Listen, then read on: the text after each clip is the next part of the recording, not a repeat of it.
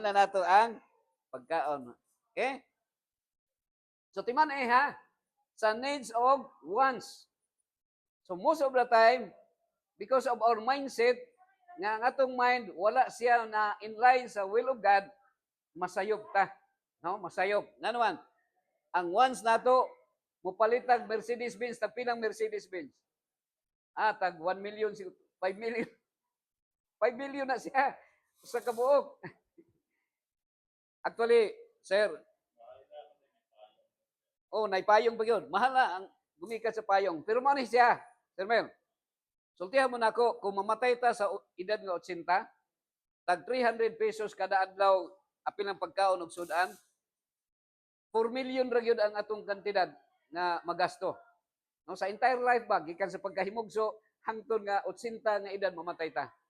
Pero mga kaigsunan, ang tao mo palit og sakyanan nga makapuliki og bayad sa utang, makapuliki magagbayad sa utang kay gusto man nimo nga gwapo mong sakyanan kay para lagi nga makigkontesta sa uban nga mga daghang mga gwapo, no, mga dato. Pero ang needs ra gyud nato unsa man? Pagkaon na di ay. So unsay resulta pag naay mga sakyanan? Ang resulta mga igsoon, mga bangga, kusog man managan, kini dump truck ni dito sa Antipas sa padulong sa Ruhas, unya naapoy na tagbo nga kuan, unsay natagboan niya? Nga kusog kay mudagan sad nga van kay nagdali lagi pasahero. Pero mga kaigsunan, ang nahitabo sa diha nga ang gwapo na kayo ang sakyanan, hamloy na kayo Sir Emil, unya hamloy na pug kayo, sinaw kayo ang karsada, so ang mga tao mga madisgrasya, bata pa patay na. Di na kaabot og 80. Ngano man kay gumikan sa human invention mga higalag igsoon. So pilay patay, 13 burned to death in Cotabato Highway. Dugay na siya. Mga 19 ang 17 ang patay ato mga kaigsunan. Now sa Bible, ako isulti ron sa inyo mga higalang igsoon, ang the entire Bible sa Genesis chapter 1 ug chapter 2, maurag yun na ang mga bersikulo nga nag-declare nga it was very good. Testing ka, Ma'am Roda, ikaw Sir Emil nga sa grade 1 pa ka, nga ang imuhang papel chikan sa maestra niya butangan og kanang very good, di ba? Very good. Nya ito pula pag yung nabulpi, no? Very good. Emil, very good. Roda, very good. Unsa yung bation? Unsa yung feelings? Lipay ka. Pero pag abot sa chapter 3 mga igsoon, nakasala na ang tao. Si Eva gitintal ni Satanas, pinaagi sa serpent. O si Eva iyang gitintal ang iyang bana nga si Adan nga makasala. Unya diri sa chapter 6.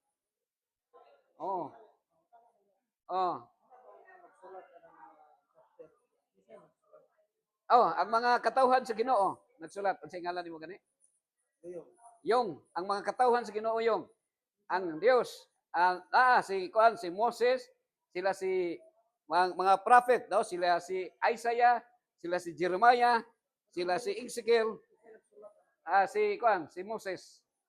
Mana yung. So kung ano yung dinhi yung gideclare, gipasabot Sir Yung nga ang tao nahimo nang very bad. Badlungon na. Mauna nga ang tao kay badlungon naman ta, kay ang bad ibutang sa lungon, mamatay na ta. Nga naman, kay ang tao makasasala na. Tulibagbag na ang utok sa tao karon, mga igsoon. Mauna nga kita diri sa Pilipinas, arang-arang rata diri sa Pilipinas kay ang kasagaran kamatyan nato diri high blood, diabetes, cancer.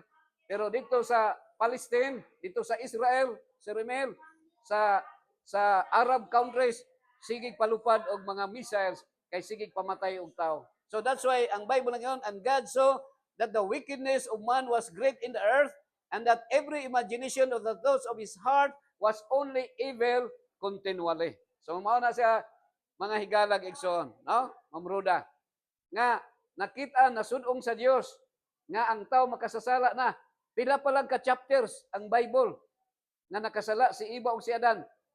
Chapter 6 gisulti na nga ang tao evil continually na si Brother Yung, no? Upat pa lang ka chapter, dautan na ang mga tao sa unang panahon.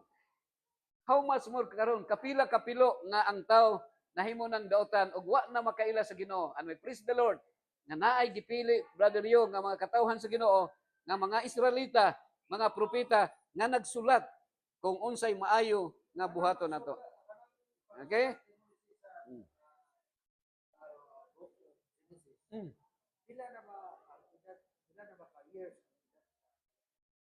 Actually mga higalag igsoon, Brother Yong, sumala sa mga scholar sa, pero dili pud ta ingon, pwede na tugtuhuan, pwede pud dili, no? Actually, ang kalibutan gihimo sa Ginoo sa unong kaadlaw, gihimo sa Ginoo og sa ikapito ni pahulay sila. Unya, according sa scholars, gikan kang Moses ngadto sa creation, gikan sa creation is 1,500 years ni abot ang kanang kuan katong pag sa gitawag nga Noah's flood. O Noah's flood siya kay ang ilang edad sa una siryong tag 969 man ang edad ni kuan nga namatay ni Metusela. Pero ang gihatag yun sa Ginoo, Brother Yong, Mel og Roda, 1,000 ang gihatag sa Ginoo nga edad nga mamatay na ta. Walay tao nga namatay og 1,000, si Metusela ra 969. Wala gyud. Pero ang gihatag sa Ginoo 1,000. Ingon ana ang Ginoo pagka mahigugmaon. Pero ang tao lang naa may rason di ay nga ang contributing factor, Brother Yo, nga ang tao dali ra mamatay kanang masuko ka o maguol. So kung dali ra ka masuko, dali ra ka maguol, dali ra ka mamatay, mga kaigsunan. So that's why ang katong mga tao nga dugay masuko, dugay maguol, mapainobsanon, basta di lang mapusilan, mulunggir pa ang lifespan. Pareha ni Brother Emil, 74. So moabot pa ni sigarag mga 90 kung dili Brother Emil, Sa yung. Oh. Oh.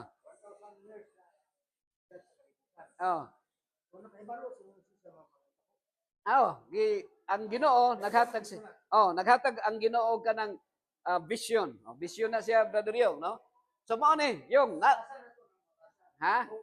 onya magkwanta. Mag-Bible study to niya. Pero karon mo padayon ko ha, paminaw sa. So nag-ingon ang Romans 3 verse 10. There is no one righteous, not even one. Wala day matarong bisag isa. Wala. To ba ka namin? Sa tao lang. Si Jesus is God. So except Jesus or outside sa kan Jesus, wala na tao nga matarong. Kay kita magpabuutan-buutan ta pero naatay gitinguhang nga dautan. Agree ba ka namin? Kasagaran ha? Nga naman, ang mga lalaki bitaw, mamruda, magpabuutan-buutan sa babae. No? Pero pag kuha na, wala na, dautan na. Nga naman. Yes. So tama ka, yung. Mao gani na hinungdan. Mao gani na yung nga naa ko diri yung ang hinungdan nga naa ko diri kay akong giampo sa Ginoo yung nga sa di pa moundang akong ginhawa, gusto na ako nga naay usa ka tawo lang bisag isa lang nga makahibalo kung unsay gusto sa Ginoo, mga higala. Yung so mo ni, all have turned away. They have together become worthless. There is no one who does good, not even one. So dili ta kita kusugay ta manaway sa mga kontraktor nga nakapaldo-paldo sila, nakakurap sila, pero kita di ay kurap day tatanan. Ngano man, moingon lang ka nga kurap sila kay nasa posisyon, pero kung ikaw na pud ang ibutang, naa gyapon kurap gyapon ta. Ngano man, kay naa sa Bible, no one is good, not even one, no? Corrupt. All have turned away. They have together become corrupt. There is no one who does good, not even one. Ana ta makasulti lang tag corrupt sa atong silingan, pero kita di ay corrupt pud ta. No? Mo agree ba ka ana, kan? Unsay ngalan nimo gani? Ha? Wen, mo agree ba ka wen nga walay matarong wen? Yes, ang tao nga matarong katurang nasa minteryo na, no? Street na kay kan. Now na diri ha. Wen. Nagisulti diri. The heart is deceitful above all things and desperately sick. Unsa daw? Ang kasing-kasing malimbungon o hilabihan ka pagka masakiton ang kasing-kasing. Unsa gani in English gani, unsa gani Tagalog gani sa kanang mabudhion? Taksel. Naay duha ka klase nga meaning ani mga higalog igsoon ang pagka mabudhion sa kasing-kasing. Ang isa literal og symbolic. sa symbolic o sa literal nga ang kasing-kasing malimbungon, kung naa kay sakit sa kasing-kasing yung maghinulsol na lang ta anytime kay kung mukalit kag atake, mamatay ka nga walay oras. Wa ka kapanugon sa imong asawa o mga anak. So naa na siya sakit sa kasing-kasing. Oh, mo na ingon nga malimbungon. Ang ikaduhang meaning sa simbolik nga ang kasing-kasing malimbungon, dunay usa ka boyfriend nga naghatag og bulak sa iyang girlfriend og niingon siya only you pero daghan pa sa loyo. So meaning to say ang kasing-kasing mabudhion, no? Sa mo nang atong bantayan mga higalag igsoon.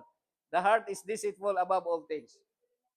Akong nabantayan mga higalag igsoon, Sir Pan. Okay?